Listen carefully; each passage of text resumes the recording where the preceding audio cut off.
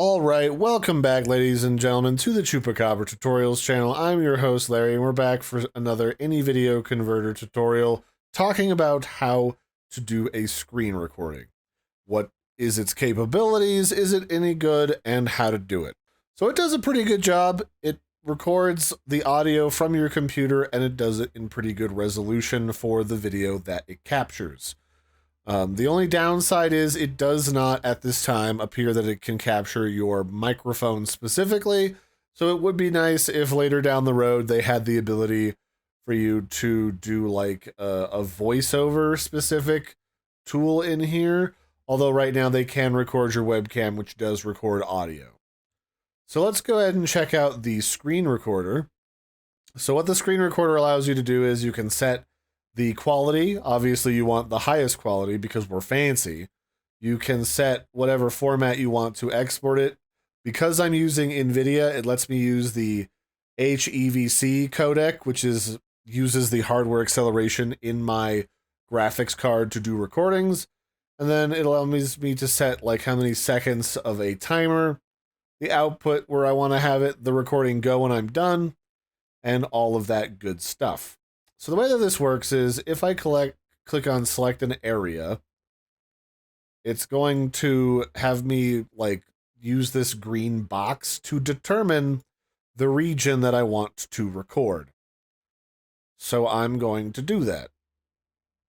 And the whole idea here is I'm going to record a pseudo tutorial, like I just recorded earlier today, of using different things inside of the Xbox app.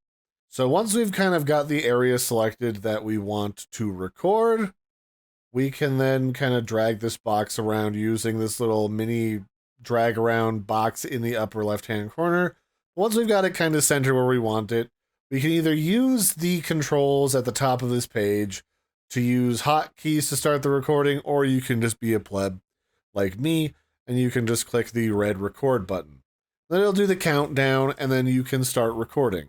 Now, to illustrate that this records background sound, I'm actually going to play a copyright-free vlog video in my other tab. And we're just going to, pretend like we're recording a little tutorial over here.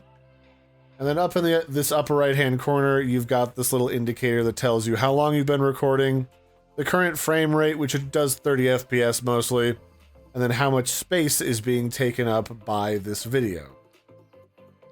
And then whenever we're kind of happy with it, we can click stop.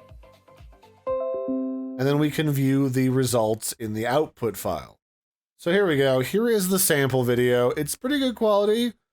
You can see it recorded everything. And then if I skip ahead to when I started playing the music, you can hear the music in the background, although you cannot hear a duplicate of my voice because, again, it doesn't record your mic audio.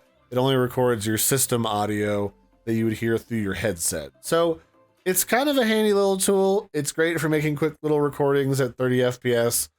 But for my purposes, if I was going to record anything more advanced, I would definitely want a dedicated recorder. But it does a nice job. Like if you need some quick video recording and you don't want to mess around with a more complicated software and you've already got any video converter, this is a solid choice. Like, I would not be disappointed. You just have to get something to do a voiceover with afterwards.